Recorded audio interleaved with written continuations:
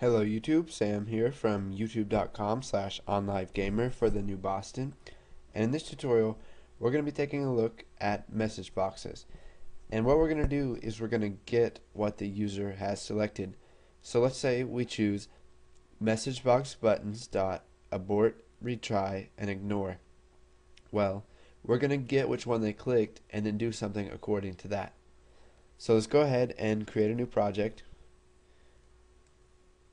And let's go ahead and call it more message boxes. Select Windows Forms application and click OK. Now let's go ahead and resize the form. And now let's show our toolbox and we'll add a button. Now let's go ahead and rename this to button message, and then we'll go ahead and double click on this. Now this is going to open up the event handler for that, and we'll go ahead and zoom in some. So now what we're going to do is we're going to show a message box. So we'll type message box dot show,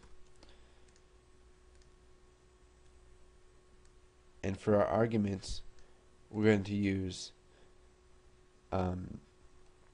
click something for the message, and then we'll just do title for the title, and then we'll do message box buttons dot abort, retry, ignore.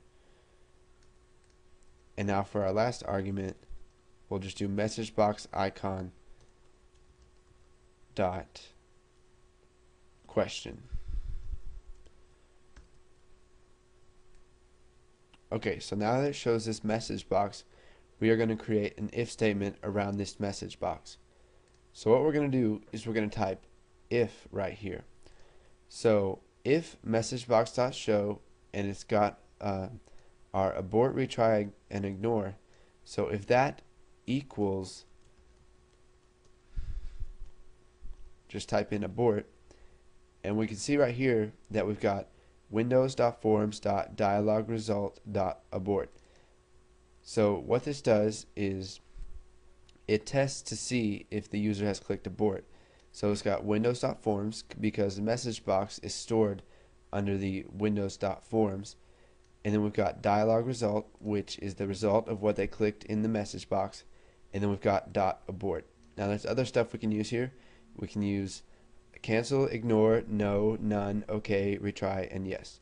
So we're just going to do abort.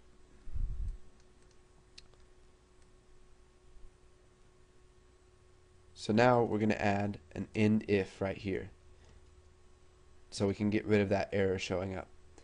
So now what we're going to do is we're going to type messagebox dot show, and we'll type aborted, so they know that they have aborted whatever operation it is, even though there isn't one. This is just a demo program.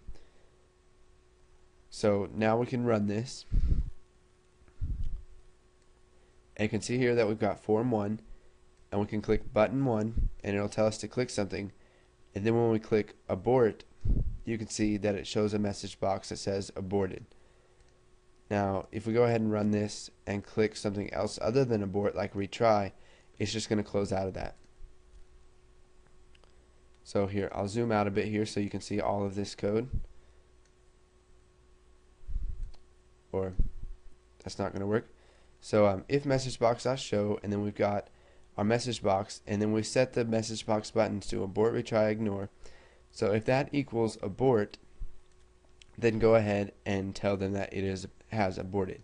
Now my challenge for you guys is to add some else if statements that will handle if they type something other than, if they click something other than abort.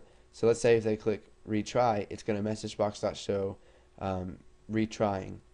You can also put this in a select case statement, which is more efficient than an if statement. So go ahead and practice this. This might be a little bit confusing for you at first, but you'll get the hang of it, and once you've got this down, go ahead and move on to the next tutorial. Thanks for watching, guys.